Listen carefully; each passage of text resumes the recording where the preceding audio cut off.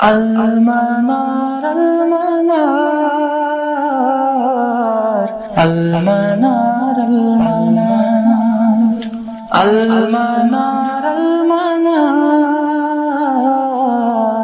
المنار المنار اے امین علم و فن، اے حکمتوں کے انجمن، تجھ پہ نازاں ہے چمن، تجھ پہ نازاں ہے چمن۔ السلام علیکم ورحمۃ اللہ وبرکاتہ۔ الحمد للہ وکفی والسلام علی عبادہ الذین اصطفی، اما بعد۔ قال اللہ تعالی فی القرآن المجید انا نحن نزلنا الذکر وانا لہ لحافظون۔ رب اشرح لی صدری ویسر لی امری واحلل عقدۃ من لسانی یفقہوا قولی۔ اللہم ارنا الحق حقا وارزقنا اتباعہ وارنا الباطل باطلا وارزقنا اجتنابہ، آمین یا رب العالمین۔ علوم القرآن کے گزشتہ درس میں ہم نے نظم کے باب اعجاز القرآن کا مطالعہ مکمل کیا تھا۔ تو نظم کی اس آخری فصل میں جو ایک اور باب ناظم رحمہ اللہ تعالیٰ نے قائم کیا ہے، اور جو کہ دراصل الاتقان سے براہ راست ماخوذ ایک باب ہے، تو اس کا عنوان جو ناظم نے قائم فرمایا ہے وہ ہے العلوم المستنبطہ من القرآن، یعنی قرآن مقدس سے ان علوم کا تذکرہ جو قرآن مقدس سے جن کا استنباط کیا جاتا ہے، یعنی قرآن جن کا سورس ہے۔ ٹھیک ہے، تو آج کے درس میں ہم انشاءاللہ اس موضوع کو دیکھیں گے۔ اس کے حوالے سے سب سے پہلی جو آیت امام سیوطی رحمہ اللہ نے اس باب کے آغاز میں جس کا تذکرہ کیا ہے، تو فرماتے ہیں کہ اللہ رب العزت سورۃ الانعام کی آیت نمبر 38 میں فرماتے ہیں کہ ما فرطنا فی الکتاب من شیء، کہ ہم نے قرآن میں کسی بھی چیز کے بیان میں کوئی کسر نہیں چھوڑی ہے۔ اسی طرح یہ کہا گیا وَنَزَّلْنَا عَلَيْكَ الْكِتَابَ تِبْيَانًا لِكُلِّ شَيْءٍ، ہم نے آپ پر جو کتاب نازل فرمائی ہے وہ کیا ہے؟ وہ ہر ایک چیز، لِكُلِّ شَيْءٍ، یہ ہر ایک چیز کا بیان اس کتاب میں موجود ہے۔ اب جو یہ قرآن کا بیان ہے، قرآن سے ماخوذ علوم ہے، تو وہ کون کون سے علوم ہیں؟ قرآن کیا کیا بیان کرنے کے لیے آیا ہے؟ تو یہاں پر جو قرآن کی آیت کے جو الفاظ ہیں وہ اس بات پر دلالت کر رہی ہیں کہ قرآن میں ہر ایک چیز کا بیان ہے۔ اب یہ ہر ایک چیز کیا یہ محض ایک جذباتی کلمہ ہے؟ ٹھیک ہے، معاذ اللہ، قرآن کے الفاظ ہیں، ہمارا ایمان ہے۔ ہم صرف اب یہ سمجھا رہے ہیں کہ علوم کی دنیا میں جب ہم یہ بات کریں گے تو اس دعویٰ کو تو ثابت کرنا پڑے گا نا۔ ہم نے یہ بات کہی کہ قرآن میں ہر کوئی علم، ہر کوئی شے موجود ہے، اب تو ثابت کرنا پڑے گا کہ کیسے ہے۔ اور ہر کوئی شے جب آپ کہہ رہے ہیں تو دنیا میں علوم بہت زیادہ ہے، دنیا میں انسانی معلومات کی کوئی حد نظر نہیں آتی، تو کیسے قرآن میں یہ ساری چیزیں موجود ہیں؟ تو اسی کا تذکرہ یعنی اس باب میں ناظم رحمہ اللہ نے کیا ہے، اور قدر تفصیل سے امام سیوطی رحمہ اللہ نے بھی الاتقان میں اس کو بیان کیا ہے۔ اب دیکھیے اس آیت سے ملی جلی ہوئی ایک جو حدیث ہے، یہ سنن ترمذی میں موجود ہے، اور فرماتے ہیں ان ابن اخی الحارث الاعور عن الحارث، فرماتے ہیں قال مررت في المسجد فإذا الناس يأخذون في الأحاديث فدخلت على علي رضي الله عنه فقلت يا أمير المؤمنين ألا ترى أن الناس قد خاضوا في الأحاديث؟ قال وقد فعلوها؟ قلت نعم۔ قال أما إني قد سمعت رسول الله صلی اللہ علیہ وسلم يقول ألا إنها ستكون فتنة۔ فرماتے ایک دن ہم سیدنا علی رضی اللہ عنہ کے پاس داخل ہوئے، لوگ آپس میں احادیث پر بات کر رہے تھے، تو ہم علی رضی اللہ عنہ کے پاس داخل ہوئے، تو بات میں انہوں نے یہ فرمایا کہ اللہ کے نبی علیہ السلام سے میں نے یہ سنا کہ انہوں نے فرمایا انہا ستکون فتنہ، کہ ان قریب بہت فتنے رونما ہوں گے، یا ان قریب ایک بہت بڑا فتنہ ظاہر ہوگا۔ فقلت ما المخرج منها یا رسول اللہ، تو میں نے یہ بات عرض کی کہ اے اللہ کے نبی صلی اللہ علیہ وسلم، اس فتنے سے نکلنے کا کیا راستہ ہوگا؟ فتنہ تو ظاہر ہوگا، آپ نے فرما دیا، ہم نے ایمان لایا، اب اس فتنے سے بچنا ہمارا مقصد ہے، تو اس سے کیسے بچا جائے؟ تو فرمایا اللہ کے نبی صلی اللہ علیہ وسلم نے فرمایا کتابullah، اللہ کی کتاب، فیہ نبع ما قبلکم وخبر ما بعدکم، اس کتاب میں تم سے پہلی جو اقوام ہے ان کا تذکرہ موجود ہے، اور تمہارے بعد جو ہونے والا ہے اس کا تذکرہ بھی موجود ہے، وحکم ما بینکم، اور تمہارے درمیان جو بھی معاملات پیش آنے والے ہیں تو ان کا فیصلہ اس میں موجود ہے، وہو الفصل لیس بالحزل، یہ فیصلہ کن کلام ہے اور کوئی یاوہ گوئی نہیں ہے، من ترکہ من جبار قسمہ اللہ، جو اسے تکبر کی وجہ سے چھوڑ دے گا اللہ اس کی پیٹھ کمر توڑ دے گا، ومن ابتغى الخدا فی غیرہ اضلہ اللہ، اور جو کوئی اس کے بغیر کسی اور جگہ سے ہدایت طلب کرے گا تو اللہ اسے لازماً گمراہ فرمائیں گے، وہو حبل اللہ المتین، اور یہ اللہ کی ایک مضبوط رسی ہے، وہو الذکر الحکیم، اور یہ حکمتوں سے بری ہوئی یاد دہانی ہے،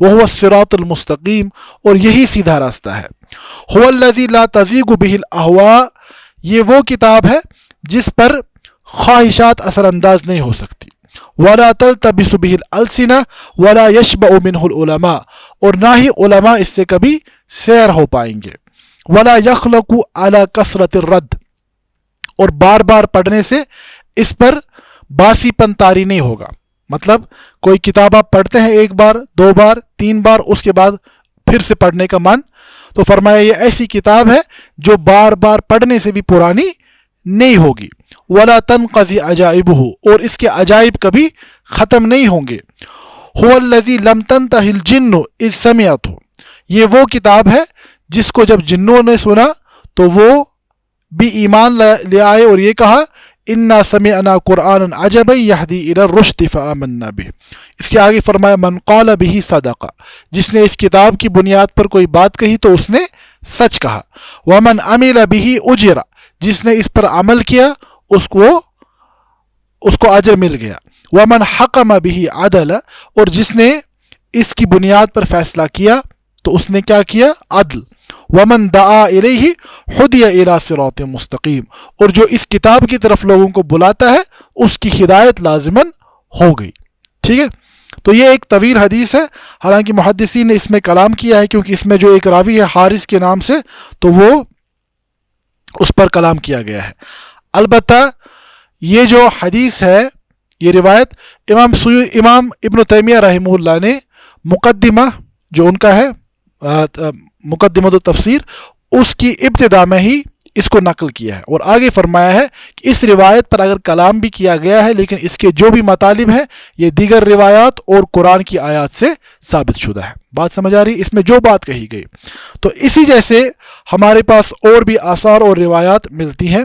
مثال کے طور پر امام سعید بن منصور اپنی مسند میں عبداللہ بن مسعود رضی اللہ تعالیٰ عنہ سے روایت نقل کرتے ہیں، فرماتے ہیں کہ عبداللہ بن مسعود رضی اللہ عنہ نے فرمایا من اراد العلم فعلیہ بالقرآن فإن فیہ خبر الاولین والآخرین، کہ تم میں سے جو کوئی علم حاصل کرنا چاہے، اور علم کی بھی دیکھیے ہمارے یہاں تعبیر مختلف ہے، ٹھیک ہے، تو آپ مقدمہ جو امام ابن تیمیہ رحمہ اللہ کا ہے نا، اس کی ابتدا میں انہوں نے علم کو ڈیفائن کیا ہے۔ اسی طرح ہمارے یہاں اس موضوع پر بہت ساری کتابیں لکھی گئی ہیں کہ ہمارا نظریہ علم کیا ہے، ٹھیک ہے، بہرحال اس پر کبھی اور بات ہوگی۔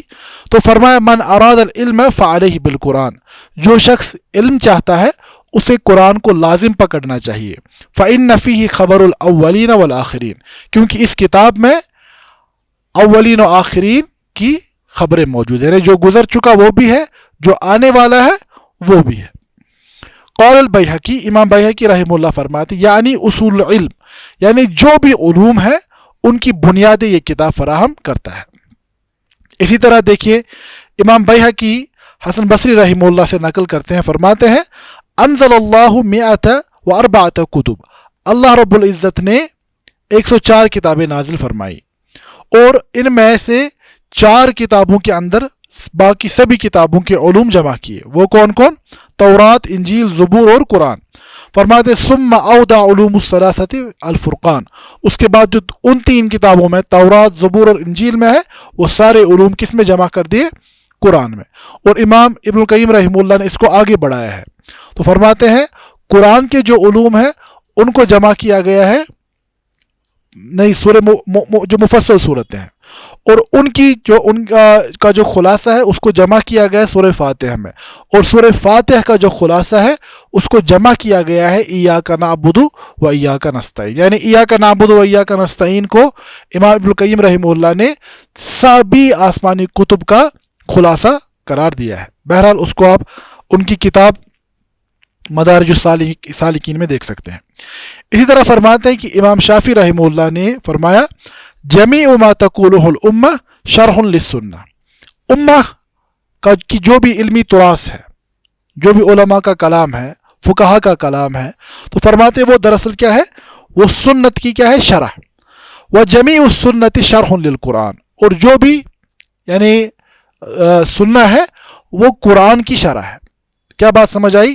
کہ ہمارے جو بھی علوم ہیں، خالی یعنی دینی علوم ہی نہیں، اس سے باہر بھی، فرماتے ہیں وہ کس کی شرح ہے، سنت کی، اور سنت کس کی شرح ہے، قرآن کی۔ تو اس اعتبار سے کیا سمجھ آیا کہ سبھی علوم کا منبع کیا ہے، قرآن کی شرح سنت نے کی، سنت کی شرح مزید علماء نے کی۔ سمجھ آ رہی بات؟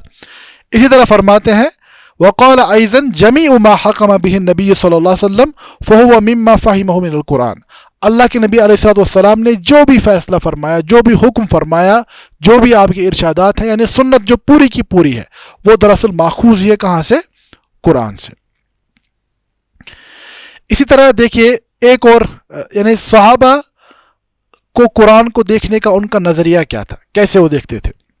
فرماتے ہیں صحیح بخاری کے اندر روایت ہے، عبداللہ ابن مسعود رضی اللہ تعالیٰ عنہ سے کے بارے میں یہ بات سنا گیا کہ انہوں نے کہا لعن اللہ الواشمات المتوشمات المتنمصات المتفلجات للحسن فبلغ ذلك امرأة من بنی اسد۔ فرماتے ہیں کہ عبداللہ ابن مسعود رضی اللہ عنہ لعنت فرماتے تھے گودنے اور گدوانی والی خواتین پر، یعنی جو وہ ٹیٹوز وغیرہ بنانا ہے، اسی طرح یعنی نقلی بال جوڑنے میں، اسی طرح جو دانتوں کے درمیان اس طریقے پر گیپس قائم کرنا کہ وہ انسان کی جو کاسمیٹک سرجریز ٹائپ ہوتی ہیں، ٹھیک ہے، تو ایسی کاسمیٹک سرجریز جس سے انسان کی اصل حیت ہی تبدیل ہو جائے، ٹھیک ہے۔ تو یہ اس میں علماء نے تفصیل سے کلام کیا ہے کہ یہ واشمات کون ہیں، متفلجات کون ہیں، ابھی وہ ہمارا مقصد نہیں ہے۔ تو عبداللہ بن مسعود رضی اللہ تعالیٰ عنہ نے لعنت فرمائی، ٹھیک ہے۔ تو فرماتے ہیں یہ بات ایک خاتون کے پاس پہنچی جو بنی اسد قبیلے سے تعلق رکھتی تھی، یقال لہا ام یعقوب، جس کا نام کیا تھا، ام یعقوب اسے کہتے تھے۔ فاتت ہو، اور یہ خاتون عبداللہ بن مسعود رضی اللہ عنہ کے پاس آئی، اور صحیح بخاری کی روایت ہے۔ اس اعتبار سے دیکھیے ہمارے یہاں علم میں خواتین کو منع نہیں کیا جاتا تھا، آپ کچھ نہیں کر سکتی، آپ کچھ نہیں پڑھا سکتی، آپ کچھ نہیں بتا سکتی، لیکن حدود قواعد وہ اہم چیزیں ہیں، ٹھیک ہے۔ تو یہ خاتون آئی، فقالت، اس خاتون نے فرمایا قد قرأت ما بین اللوحین ما وجدت ما قلت، ہمارے جو دفتین کے درمیان جو بھی موجود ہے یعنی قرآن، میں نے ایک خاتون کیا کہہ رہی ہیں، دیکھیے کس قدر عالمہ خاتون ہوں گی، فرما دیں کہ میں نے پورا قرآن پڑھا ہے، لیکن جو آپ یہ فرما رہے ہیں، لعنت کر رہے ہیں، میں نے تو قرآن میں اس کو نہیں پایا۔ قال ما وجدتی، تو عبداللہ بن مسعود رضی اللہ عنہ نے فرمایا کیا تم نے اللہ کی کتاب میں یہ نہیں پایا، وما آتاکم الرسول فخذوہ وما نہاکم عنہ فانتہوا، کہ جو بھی حکم اللہ کے نبی صلی اللہ علیہ وسلم کرے اسے لو، جس سے وہ منع فرمائے اس سے باز رہو۔ فقالت انی لأراہ فی بعض اہلک، اب یہ خاتون حجت قائم کر رہے، فرماتی ہیں کہ جن لوگوں پر تم لعنت کر رہے ہو، میں نے تو یہ بعض خصلتیں تمہارے گھر میں بھی پائی ہیں، یعنی تمہاری گھر والی کے اندر پائی ہیں۔ تو انہوں نے فرمایا قال اذهبی فانظری، فرمایا تم جاؤ اور میری بیوی کو دیکھ لو۔ قال فذهبت فنظرت ثم جاءت فقالت ما رأيت شيئا، فرماتی وہ گئی پھر واپس آئی، کہا کہ میں نے ایسی کوئی چیز وہاں نہیں پائی۔ فقال عبداللہ لو كان لها ما جامعناها، فرمایا اگر میری بیوی میں ایسی کوئی خصلت ہوتی تو ہم اس کے ساتھ تعلق قائم نہیں کرتے۔ تو یہ کہ یہاں پر جو بات سمجھانے ابھی مراد ہے، ابھی شرح میں جانا، حدیث کی شرح میں جانا میرا مقصد نہیں ہے، مقصد یہ ہے کہ صحابہ یہ بات سمجھتے تھے کہ قرآن میں سارے احکامات موجود ہیں۔ یہ جو لعنت والا حکم یعنی بات آئی، اس خاتون نے کہا کہ قرآن میں تو نہیں ہے، عبداللہ بن مسعود نے کہا رضی اللہ عنہ ہے. کیوں ہے؟ کیونکہ یہ اللہ کے نبی صلی اللہ علیہ وسلم کا فرمان ہے، اور ان کا فرمان قرآن سے ہی ماخوذ ہے. سمجھ آ رہی بات؟ اور ان کا جو حکم ہے اس کی جو لیگل سینکٹیٹی ہے اس کو قرآن نے خود قائم فرمایا ہے. وما آتاکم الرسول فخذوہ وما نہاکم عنہ فانتہوا. اس لیے دیکھیے قرآن سے انڈائریکٹ استنباط اس چیز کا کیا گیا. اچھا، ابن سراقہ اپنی کتاب الاعجاز میں فرماتے ہیں ابو بکر ابن مجاہد سے انہ قال یوما ما من شیء فی العالم الا وهو فی کتاب اللہ. تو فرماتے ہیں کہ ابو بکر ابن مجاہد سے فرماتے ہیں کہ انہوں نے ایک بار کہا کہ عالم میں کوئی ایسی شے نہیں ہے. عالم میں، یہ بہت بڑا دعویٰ ہے. فرماتے ہیں پورے عالم میں ایسی کوئی شے نہیں ہے جس کا کہ اللہ کی کتاب میں تذکرہ نہ ہو. تو اس نے ایک سوال کیا، بڑا نا اچھا سوال سا ایک کیا. قال فأین ذکر الخانات. خان کسے ہم کہتے ہیں؟ جو ڈارمیٹریز ٹائپ ہوتی ہے نا، ریسٹورنٹس، ڈارمیٹریز، جو سرائے جسے کہتے ہیں. ٹھیک ہے، تو اس نے کہا اس کا تذکرہ کہاں ہے قرآن میں؟ تو یہ بھی تو عالم کی ایک بڑی چیز ہے. دیکھیے آج شاید ہمیں اس کی اہمیت زیادہ معلوم نہیں ہوتی، لیکن قدیم زمانے میں جب سفر کرنے ہوتے تھے نا تو بڑے دور دور والے مقامات پر ڈارمیٹریز بنائی جاتی تھی، سرائے جسے کہتے ہیں. مغل سرائے آپ اکثر سنتے ہیں، مغل سرائے یہاں ہے، مغل سرائے وہاں ہے، تو وہ قائم کیے جاتے تھے. تو اس نے کہا قرآن میں اس کا تذکرہ کہاں ہے؟ تو انہوں نے فرمایا یہ ہے قرآن میں، سورہ نور میں، لیس علیکم جناح ان تدخلوا بیوتا غیر مسکونۃ فیہا متاع لکم. ٹھیک ہے، ایسے گھر جن میں رہا نہیں جاتا. ٹھیک ہے، تو اسی بات کو امام ابن برجان رحمہ اللہ تفصیل سے فرماتے ہیں کہ اصل میں مسئلہ ہے کیا. فرماتے ما قال النبی صلی اللہ علیہ وسلم من شیء فهو فی القرآن به او فیہ اصل. فرماتے ہیں جو بھی بات اللہ کے نبی علیہ الصلوۃ والسلام نے فرمائی وہ یا تو بذات خود قرآن میں موجود ہے یا اس کی اصل قرآن میں موجود ہے. سمجھ آ رہی بات؟ قربا او بعودا فہمہ من فہمہ. فرماتے اب جس کو اللہ نے سمجھ عطا کی ہے وہ اسے سمجھتا ہے، اور جس کو سمجھ نہیں ہے تو وہ نہیں سمجھ پاتا. وَقَضَى كُلُّ مَا حَكَمَ بِهِ أَوْ قَضَى وَإِنَّمَا يُدْرِكُ الطَّالِبُ مِنْ ذَلِكَ بِقَدْرِ اجْتِهَادِهِ وَبَذْلِ وِسْعِهِ وَمِقْدَارُ فَهْمِهِ. فرماتے اب اسی طرح جو بھی حکم آپ علیہ السلام نے فرمایا یا جو بھی فیصلہ فرمایا اس کی اصل قرآن میں لازماً موجود ہے. اب اس کا دار و مدار اس بات پر ہوگا کہ طالب علم کس قدر محنت کرنے کے لیے اور کس قدر اس کی فہم و فراست کا معاملہ ہوگا. اسی طرح فرماتے ہیں امام سیوطی نے اپنی کتاب میں لکھا ہے کہ علماء قرآن کے بیان کے اس قدر قائل رہے ہیں کہ انہوں نے قرآن سے بڑے عجیب عجیب استنباطات کیے ہیں. فرماتے ہیں یہاں تک کہ اللہ کے نبی علیہ الصلوۃ والسلام کی عمر مبارک کتنی تھی اس کا استنباط بھی قرآن سے بعض علماء نے کیا ہے. کیسے؟ تو فرماتے ہیں جیسے کہ سورہ منافقون کی آیت نمبر 11 میں ہے وَلَن يُؤَخِّرَ اللَّهُ نَفْسًا إِذَا جَاءَ أَجَلُهَا. کہ جب کسی شخص کی مدت مکمل ہو جائے، وفات کا وقت آ جائے، اس کے بعد مدت میں اضافہ نہیں ہوتا. فرماتے یہ کہاں پر ہے؟ یہ رأس 63 سورہ، سورہ نمبر 63 کی اختتام پر موجود ہے، اور اس کے بعد سورہ تغابن شروع ہوتی ہے. ٹھیک ہے، تغابن کے کیا مطلب ہے؟ تغابن کا مطلب غبن کہتے ہیں بہت زیادہ خسارہ، بہت زیادہ بڑا خسارہ. ٹھیک ہے، قیامت کے دن کو کہا گیا ذالک یوم التغابن، اس دن اصل خسارہ ظاہر ہو جائے گا. تو فرماتے ان دونوں چیزوں کو سامنے رکھتے ہوئے بعض علماء نے اس سے استنباط کیا کہ 63 نمبر والی سورہ میں شروع کہاں سے ہوتا ہے؟ اذا جاءک المنافقون قالوا نشهد انک لرسول اللہ، کہ منافق آپ کے پاس آتے ہیں کہتے ہیں کہ آپ اللہ کے رسول ہیں. یعنی اللہ کے نبی السلام سے خطاب ہو رہا ہے، اور آخر میں کہا گیا کہ جب کسی شخص کا اجل مکمل ہوتا ہے تو اس میں اضافہ نہیں ہوتا. فرماتے ہیں یہ قرآن کی سورہ نمبر 63 ہے، اور اس کے بعد فوراً تغابن کا تذکرہ، سب سے بڑے خسارے کا تذکرہ کیا جا رہا ہے. اسی لیے اللہ کے نبی صلی اللہ علیہ وسلم کی وفات ایمان والوں کے لیے ایک بڑا نقصان تھا. تو یہاں سے اس کو استنباط کیا گیا. ٹھیک ہے، اب دیکھیے یہاں پر ایک اہم بات ہے، سمجھنی مراد ہے. وہ یہ ہے کہ قرآن جو ہے قرآن مقدس یہ یقیناً بے شمار علوم کا احاطہ کیے ہوئے ہے، بے شمار علوم کا.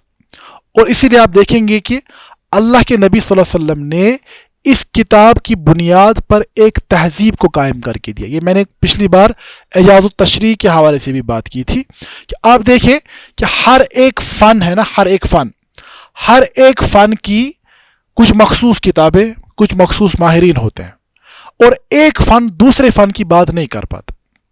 سمجھ آ رہی بات؟ آپ انجینئرنگ کی کوئی بڑی شاہکار کتاب اٹھا کر دیکھ لیجئے، اس میں میڈیکل سائنس کے بارے میں کیا لکھا ہوگا؟ کچھ نہیں. آپ میڈیکل سائنس کی بڑی کتاب اٹھا کر دیکھ لیجئے، اس میں میتھمیٹکس کے بارے میں شاید ابو تقریباً کچھ نہ مل جائے. ٹھیک ہے؟ تو قرآن کا یہ ایک اعجاز ہے کہ قرآن مقدس ایک عامی سے بھی بات کرتا ہے، ایک عام انسان سے. میں نے پچھلی بار بھی مثال دی تھی کہ آپ نرسری والی کتاب پی ایچ ڈی والے اسٹوڈنٹ کو نہیں دے سکتے، اسی طرح پی ایچ ڈی تھیسس آپ کسی نرسری کے بچے کو نہیں دے سکتے. قرآن کا ایک عجیب معاملہ ہے کہ اس سے ایک عامی بھی بطور عبادت اپنا حظ حاصل کر لیتا ہے، اس سے قراء اپنا حظ حاصل کر لیتے ہیں، فقہا اپنا حصہ حاصل کرتے ہیں. سمجھ آ رہی بات؟ امام شافعی بھی اس سے حظ حاصل کر رہے ہیں، صحابہ بھی اس کو پڑھ رہے ہیں. تو اس اعتبار سے یہ بات ابن فصل المرسی نے اپنی کتاب میں نقل کی ہے، اور اسے ہم نے امام سیوطی کے حوالے سے نقل کیا ہے. فرماتے جمع القرآن علوم الاولین والآخرین، قرآن مقدس نے اولین و آخرین کے علوم کا احاطہ کیا ہوا ہے، کیونکہ اس کلام کو بیان کرنے والا کون ہے؟ جو سبھی چیزوں کا احاطہ کیے ہوئے اللہ رب العزت کی ذات.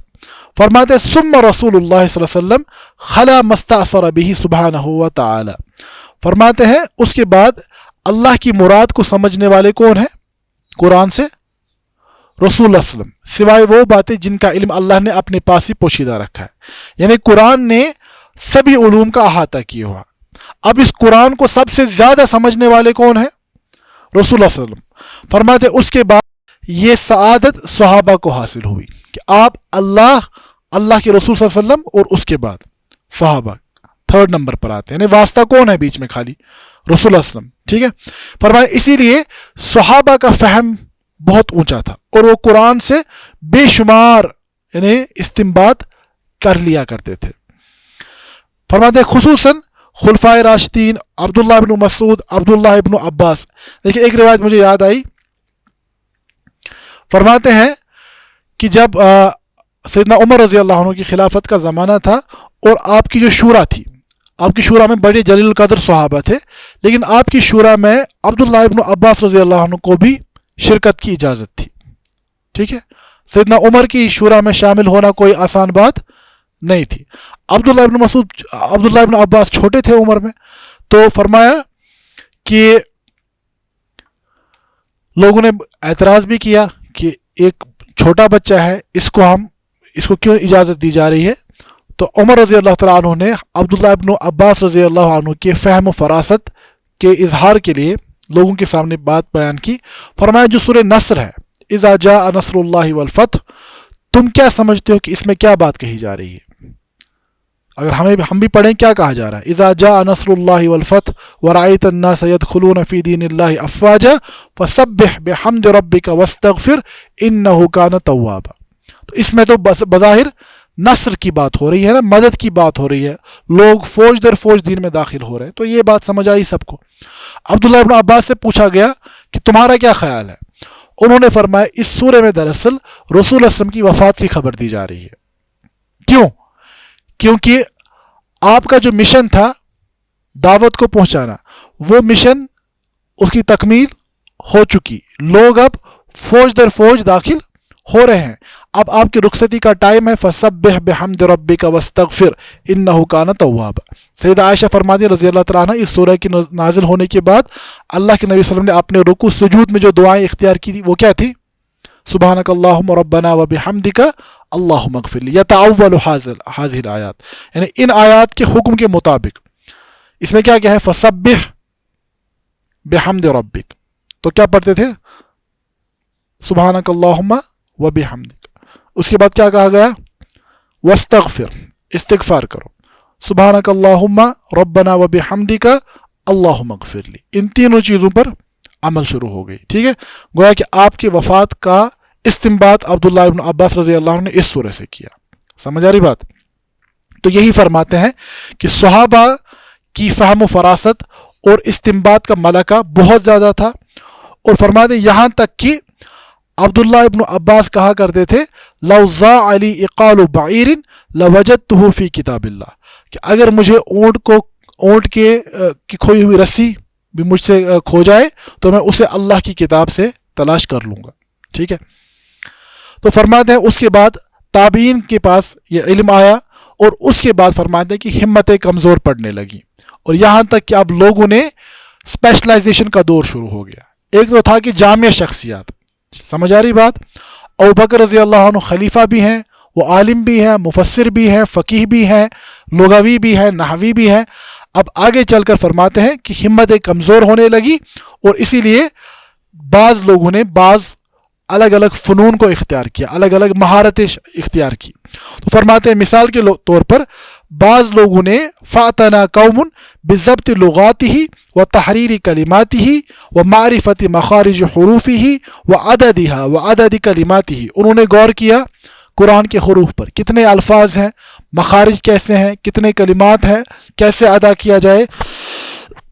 फरमाते फसम्मू अल कुर्रा, उन्हें क्या कहा गया, ये क्या है, ये कुर्रा है। अब वहाँ ऊपर चलकर देख लीजिए, अब्दुल्लाह इब्न मसूद के बारे में ये कहा जा रहा है रज़ी अल्लाह अन्हु, तुम में से जो कोई कुरान को वैसा ही गज़्ज़न तरीयन तरोताज़ा सुनना चाहता है जैसे मुझ पर नाजिल हुआ है, फल यस्मा अली क़िरात इब्न उम्मे अब्द, तो वह अब्दुल्लाह इब्न मसूद की क़िरात को सुन ले। तो वो कारी कुरान भी थे, वो कूफा के गवर्नर भी थे। जो हमारी फ़िक़्ह है, अब्दुल्लाह इब्न मसूद रज़ी अल्लाह अन्हु के बगैर वो नामुकम्मल है।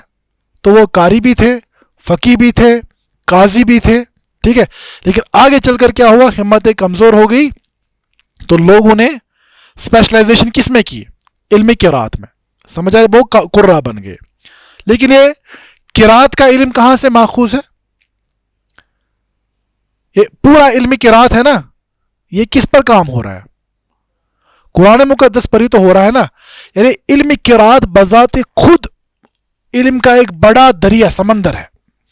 आप अगर आप देखेंगे ना, क़िरात के साथ कितने उलूम वाबस्ता है, मखारिज, ठीक है, या ऐसे हम इल्म तजवीद कहें, इल्म रस्म इसी के साथ है, अदद व आइल कुरान इसी के साथ वाबस्ता है, इसी तरह सबा हरूफ हमारे इसी के साथ वाबस्ता है। तो ये एक बड़ी दुनिया है, समझ आ रही बात। तो फरमाते हैं ये कुरान के इल्म का एक छोटा सा हिस्सा है। ठीक है, इस तरह फरमाते हैं वातन नुहातु बिल मुअर्रब मिन्हु वल मबनी मिनल अस्माई वल अफ़ाल, इसी तरह जो नहवी उलमा है उन्होंने गौर किया कुरान के अस्मा पर, कुरान के अफ़ाल पर, मबनी कौन है, मुअर्रब कौन है, अल्फाज के क्या मानी है। ठीक है, इसी तरह मुफस्सिरीन ने कुरान के अल्फाज पर गौर व फिक्र किया कि वहाँ से क्या मदलूल है, कुरान के अल्फाज का क्या मतलब मानी है, तो वो मुफस्सिरीन बन गए। तो कभी कभार आप ये देखते हैं कि एक मुफस्सिर बड़ा ज़बरदस्त होगा लेकिन वो यानी माहिर कारी नहीं होगा। लेकिन अब इल्म तफसीर भी असल में कहाँ, किसका एक्सटेंशन है, कुरान का ही एक्सटेंशन है ना। इसी तरह फरमाते हैं वातनल उसूलियून बिमा फीही मिनल अदिल्लतिल अक़लिया, इसी तरह जो हमारे इल्म कलाम की पूरी रिवायत चली है, हमारे उलमा ने जब यूनानी फ़लसफ़े का यानी हमला हुआ या मुसलमान उससे मुतासिर होने लगे, तो उलमा ने कुरान की आयात से ही यूनानी फ़लसफ़े की काट शुरू कर दी। इमाम गज़ाली, बड़ा नाम है ना, लेकिन इमाम गज़ाली को भी कुरान ने ही पैदा किया, इब्न तैमिया कुरान ने ही पैदा किया। समझ आ रही बात। तो फरमाते हैं उसूली उलमा ने अक़ली अदिल्ला पर गौर व फिक्र किया और फरमाते हैं कि मिसाल के तौर पर अल्लाह का ये कहना लौकाना फ़ीहिमा आलिहतुन इल्लल्लाहु लफ़सदता, इसके ज़रिए से ऑन्टोलॉजिकल, जिसे आजकल की इस्तिलाह में आप कहेंगे ऑन्टोलॉजी के मबाहिस की वजूद बारी ताला पर बात होने लगी। ठीक है, तो ये इल्म कलाम भी कुरान से ही माखूज़ है।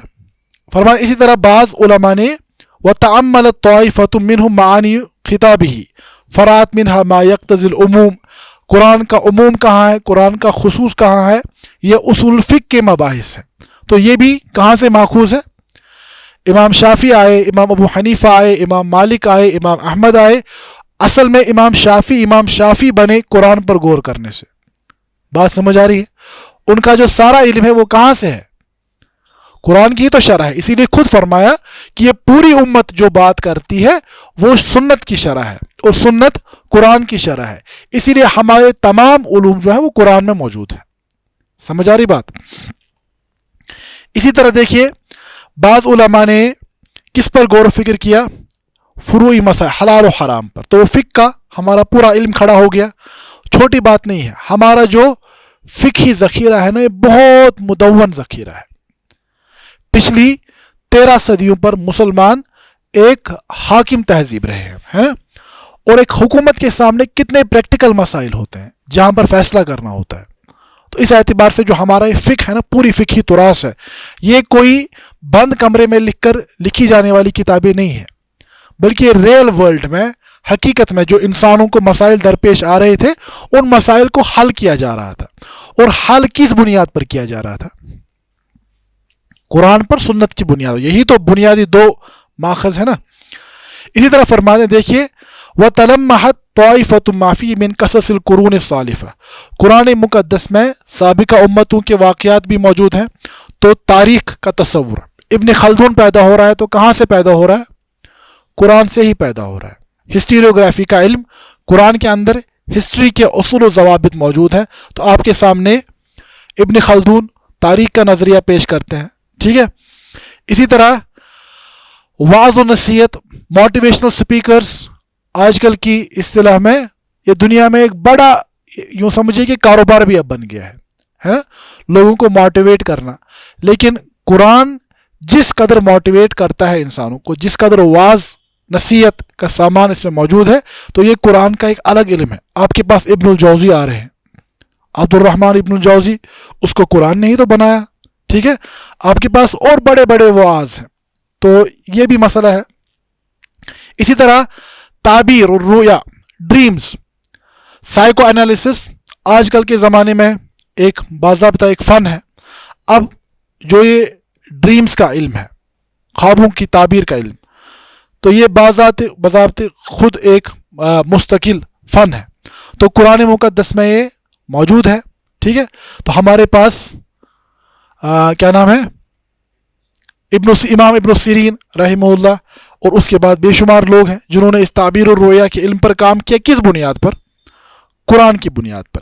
اسی طرح جغرافی پر مسلمانوں نے جتنا کام کیا ہے وہ بے اندازہ ہے. بہت سارا کام مسلمانوں نے جغرافی پر, ایسٹرانومی پر بے شمار کتابیں لکھی گئی ہیں. ٹھیک ہے. اسی طرح قرآن مقدس میں علم المعانی, علم البدی اور بیان, یہ ساری چیزیں موجود ہیں. ٹھیک ہے. اسی طرح ہمارے یہاں جو جسے ہم علم السلوک یا تصوف کہتے ہیں, اس کی جو اصطلاحات ہیں اس کا بھی یعنی استنباط قرآن سے کیا جاتا ہے. تو فرماتے ایک تو یہ شرعی علوم کا پہلو ہے, دوسری طرف سے طب ہو, جدل ہو, جہاں تک کہ ہندسہ, انجینئرنگ کے علوم و فنون, ان کا تذکرہ بھی قرآن مقدس میں موجود ہے. اور یہ کوئی جذباتی دعویٰ نہیں ہے. آپ دیکھ لیجئے, امام سیوطی رحمہ اللہ نے ایک ایک کر کے یہ علوم گنوائے ہیں, اور اس کے بعد قرآن کی آیات کو ساتھ ساتھ پیش کیا ہے کہ قرآن کی کس آیت میں یہ موجود ہے. مثال کے طور پر فرماتے ہیں, یہ میں ضمنی طور عرض کر لوں اور اس کو آپ الاتقان میں دیکھ لیجئے گا, یہ سارے علوم کا تذکرہ کیا ہے. فرماتے ہیں مثال کے طور پر اگر طب کا تذکرہ ہو تو میڈیکل سائنس کا دار و مدار ہی بنیادی طور پر اعتدال پر ہے. ٹھیک ہے. تو فرماتے ہیں کہ اصل انسان کی صحت کیسے قائم رہے, قرآن نے بیان کیا وَكَانَ بَيْنَ ذَلِكَ قَوَامًا یا شراب مختلف الوانہ فیہ شفاء للناس. قرآن شفا کا تذکرہ کرتا ہے. اسی طرح ہندسہ, یا آگے چل کر انہوں نے دیکھیے جو ہمارے آج سکل ڈیولپمنٹ کی بات دنیا میں ہوتی ہے, تو سکل میں کتنی چیزوں کا تذکرہ ہے. خیاطہ, ٹیلرنگ, وَتَفِقَا يَخْصِفَانِ عَلَيْهِمَا مِنْ وَرَقِ الْجَنَّةِ, کہ جب آدم علیہ السلام اور سیدہ حوا نے یعنی پھل کھایا تو سب سے پہلی کیا ظاہر ہوئی؟ انہوں نے لباس کو تلاش کرنا شروع کیا اور اس کے بعد کیا کیا؟ پتوں سے اپنا لباس سینا شروع کر دیا. تو فرماتے ہیں یہاں پر علم خیاطہ کی طرف اشارہ ہے. اسی طرح فرماتے ہیں خدادہ، جو بھی آپ کا یعنی آج ہیوی انڈسٹریز جو ہماری ہے، ٹھیک ہے، آئرن بیسڈ انڈسٹریز جو بھی ہے ہماری، ہیوی انڈسٹریز کی جو آج منسٹریز چلتی ہیں، ٹھیک ہے نا، ہر ایک قوم میں یا ہر ایک ملک میں آج جو یہ انڈسٹریل سیکٹر میں ہیوی میٹل انڈسٹریز جو ہیں تو وہ الگ سے ہوتی ہیں، ٹھیک ہے. تو فرماتے ہیں قرآن نے داؤد علیہ السلام کے حوالے سے تذکرہ کیا کہ یا بلکہ سورہ کہف میں ذوالقرنین کے حوالے سے آتونی زبر الحدید، میرے پاس لوہے کی چادریں لے کر آؤ تو میں اس سے دکھاتا ہوں اس سے کیا کام لیا، دیوار بنائے جا سکتے ہیں. اسی طرح داؤد علیہ السلام کے بارے میں کہا گیا وَعَلَّنَا لَهُ الْحَدِيدِ، ہم نے لوہا ان کے لیے نرم کر دیا. لوہے کا نرم ہونا ہی انسانی جو آج پروگرس چل رہی ہے اس کے بغیر ممکن ہی نہیں ہے. لوہے کے بغیر انسانی تہذیب کا آگے بڑھنا تقریباً ناممکن چیز ہے. اسی طرح فرماتے ہیں نجارہ یعنی کارپینٹری، ٹھیک ہے. تو یہ کہا گیا وَاصْنَعِ الْفُلْكَ بِأَعْيُنِنَا، کس سے کہا گیا؟ نوح علیہ السلام سے، کہ آپ کشتی بنائیے. اسی طرح غزل، غزل کسے کہتے ہیں؟ یعنی کاتنا جو ہوتا ہے ہمارا اون وغیرہ، کاتنا کاٹن. تو فرمایا گیا وَلَا تَكُونُوا كَالَّتِي نَقَضَتْ غَزْلَهَا، ٹھیک ہے، اس بڑھیا کی طرح نہ ہو جانا جس نے اپنا اون کاٹ کر پھینک دیا. اسی طرح فرماتے ہیں وَالنَّسْجِ وَالْفِلَاحَ، کھیتی باڑی کا تذکرہ. غوث یعنی جو ہماری ڈیپ سی ڈائیونگ خالی انٹرٹینمنٹ کے لیے نہیں ہوتا. ڈیپ سی میں غوطہ زنی جو ہے، ڈیپ سی جو ہے سمندر کی جو سطح، یہ بے شمار وسائل کا خزانہ ہے. آئل کے لیے جو آج یعنی لوگ پریشان ہیں وہ آخرکار کہاں سے نکلتا ہے؟ تو وہ وہیں پر جا کر نکالتے ہیں، ٹھیک ہے، ڈرلنگ وغیرہ، ٹھیک ہے. تو ایسے ہی بہت سارے معاملات کا تذکرہ امام سیوطی رحمہ اللہ نے کیا ہے. تو ان چیزوں کو آپ دیکھ لیجئے گا، ٹھیک ہے. تو فرماتے ہیں اصل میں اب کیا ہے، اب ہم کیا کہنا چاہتے ہیں؟ کیا ہم یہ کہتے ہیں کہ Quran physics, chemistry, biology, zoology, engineering, medical science پڑھاتا ہے؟ نہیں، ایسا نہیں. بلکہ فرماتے ہیں کہ ان سبھی علوم کے اصول جو ہیں، بنیادیں جو ہیں، وہ قرآن مقدس میں موجود ہیں. اور قرآن نے اس اعتبار سے انسانی تہذیب کی تعمیر کی ہے کہ ان سبھی انڈسٹریز پر یا انسانی زندگی کی ان سبھی جہات پر قرآن کا اثر رہا ہے، ٹھیک ہے. تو مثال کے طور میں ایک چھوٹی سی مثال دے دوں. آرکیٹیکچر جو ہے نا، آرکیٹیکچر یا جو ہماری جسے ہم کہتے ہیں ایستھیٹک سینس جو کسی قوم کا ہوتا ہے، اگر آپ دیکھیں گے کہ مسلم دنیا کا جو آرکیٹیکچرل پیٹرن ہے وہ باقی دنیا سے بالکل الگ ہے. اس کی ایک چھوٹی سی مثال میں یہاں اپنے کشمیر میں دے دوں. اگر آپ مغل باغات میں جائیں گے تو مغل باغات میں آپ کو ایک کامن آرکیٹیکچر پیٹرن مل جائے گا کہ وہاں پر جو ایک تو سٹیپس میں اکثر باغات ہوتے ہیں اور باغ کے بیچوں بیچ نہر ہوتی ہے. یہ آپ ہر ایک مغل باغ کا ایک کامن فیچر دیکھیں گے کہ باغ کے بیچوں بیچ ایک نہر چل رہی ہے اور وہ نہر جو ہے وہ زیادہ ڈیپ نہیں ہوتی بلکہ وہ زمین کی سطح کے ساتھ ساتھ چل رہی ہوتی ہے. دیکھتے ہیں ہر جگہ نشاط جائیں، شالیمار جائیں، کہیں پر بھی جائیں، وہ زمین کی سطح کے قریب ہوتی ہے. اب یہ کیا ہے؟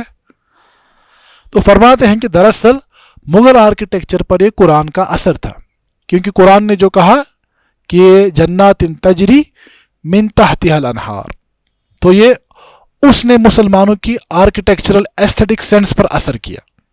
سمجھ آ رہی بات؟ تو یہ جو امام القیم رحمہ اللہ کی نونیہ بھی ہے نا، وہ اس میں بھی فرماتے ہیں انہارها من غیر اخدود جرت سبحان ممسکها عن الفیضان. فرماتے جنت کی جو نہریں ہیں وہ ڈیپ ڈگ نہیں ہیں بلکہ وہاں پر ہے ہی نہیں. اب اللہ نے کیسے اس پانی کو جنت میں قابو کیا ہوا ہے کہ وہ پانی فیضان کا مطلب کیا ہوتا ہے؟ سیلاب. اس سیلاب کی صورت اختیار نہیں کرتا. اسی لیے مغلوں کے ذہن پر، ان کے آرکیٹیکٹس پر قرآن کی آیات کا یہ اثر تھا کہ وہ جنت تو نہیں بنائے معاذ اللہ، یہ ایستھیٹک سینس اسی طریقے پر ڈیولپ ہو گیا. سمجھ آ رہی بات؟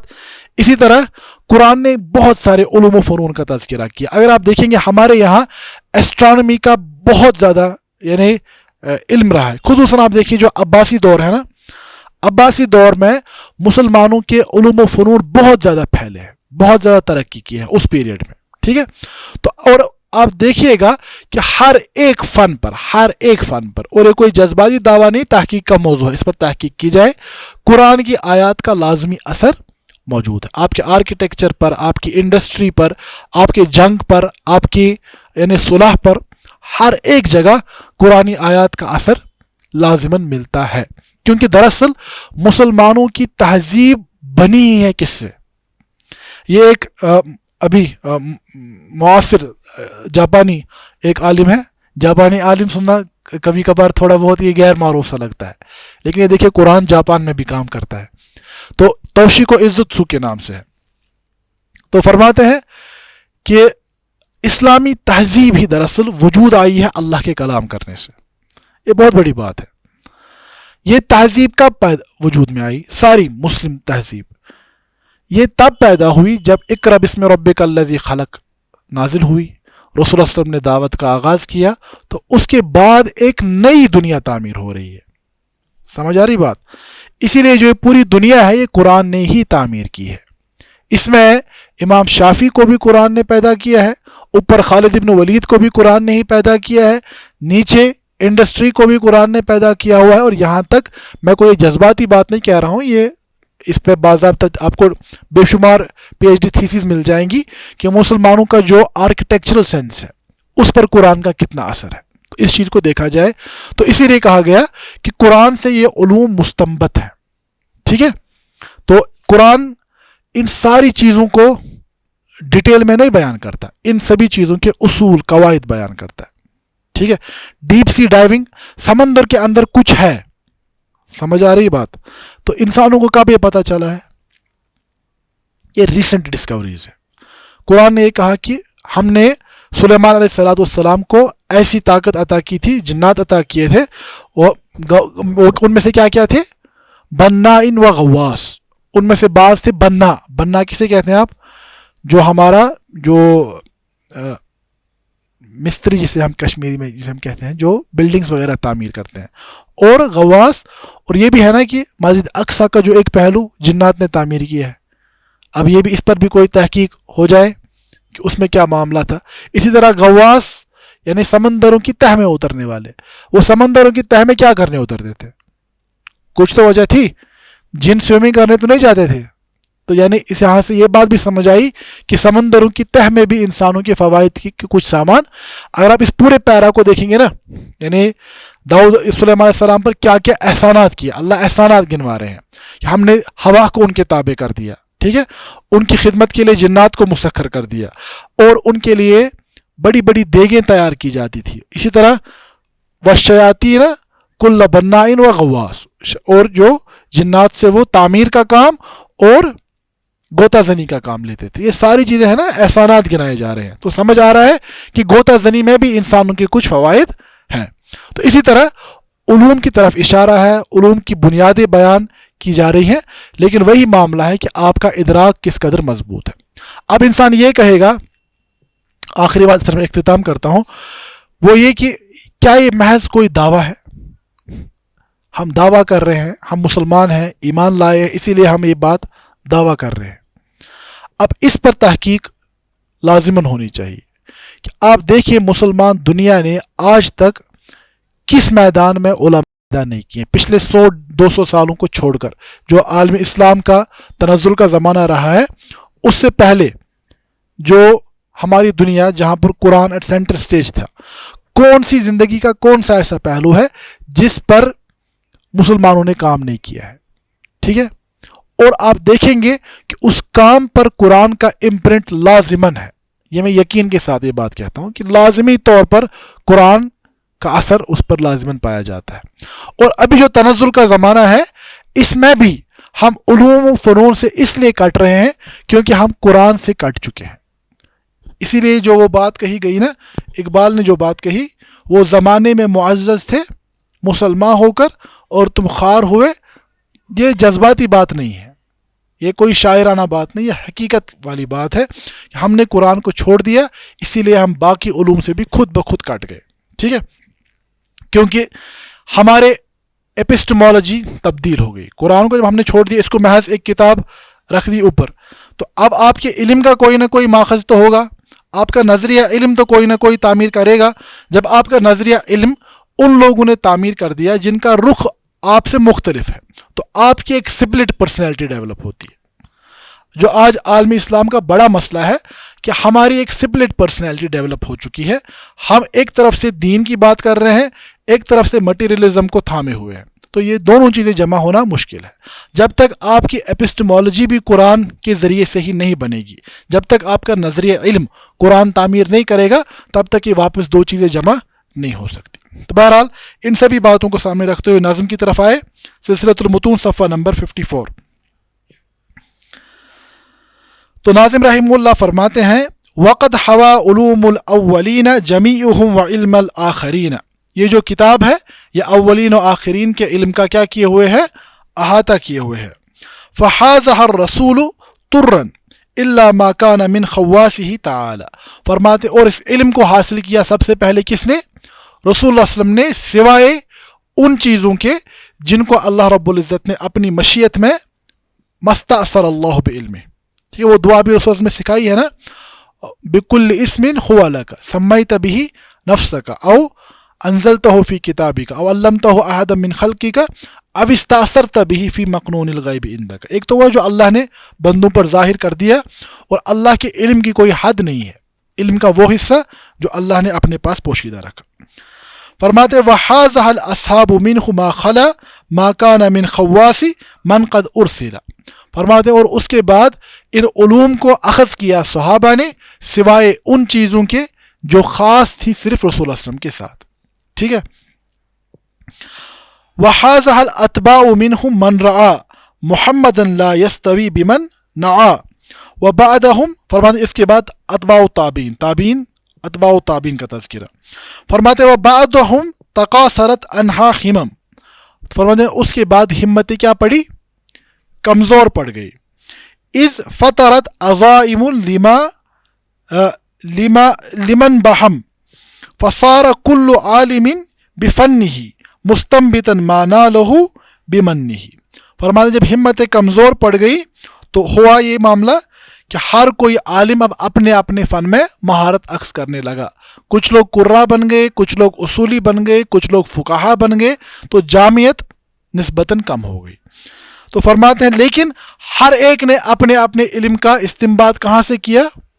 قرآن سے کیا. ثم تقاصروا علی المناط فی کتب عن رتب استنباط فذو التقى علیہ ذو تقاعد وغیرہ یحیم فی الاوائد وفقنا اللہ علی اتباع ما فیہ والترک للابتداء. تو فرماتے ہیں یہی کہ پھر آگے چل کر ہر کوئی عالم اپنے اپنے فن میں مہارت اختیار کرنے لگا، اور آخر پر دعا کر رہے ہیں کہ اللہ رب العزت ہمیں اس کتاب میں جس میں تمام علوم پوشیدہ ہے اس کی اتباع کی توفیق عطا فرمائے، اور ان ساری بدعات کو ترک کرنے کی ہمت عطا فرمائے جس سے اس نے منع فرمایا ہے.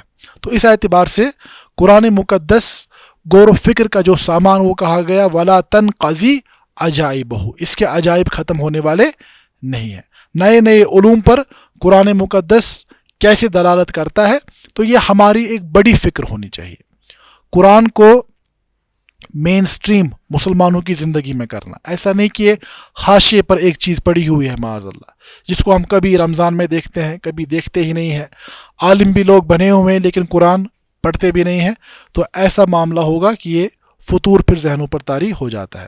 تو قرآن کے ساتھ جب ہم دوبارہ تعلق قائم کریں گے، غور و فکر کے اصولوں کے مطابق اس پر سوچیں گے، غور کریں گے، تو انشاءاللہ جو آج ہمارے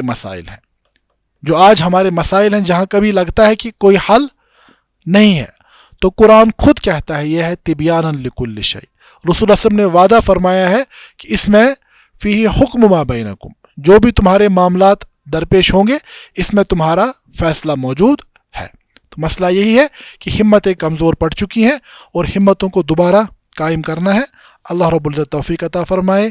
ھذا ما عندی واللہ تعالی عالم وصلی اللہ علی نبینا محمد وآلہ وصحبہ وسلم وآخر دعوانا ان الحمد للہ رب العالمین. المنار المنار المنار المنار المنار المنار المنار اے امین علم و فن اے حکمتوں کے انجمن تجھ پہ نازاں ہے چمن تجھ پہ نازاں ہے چمن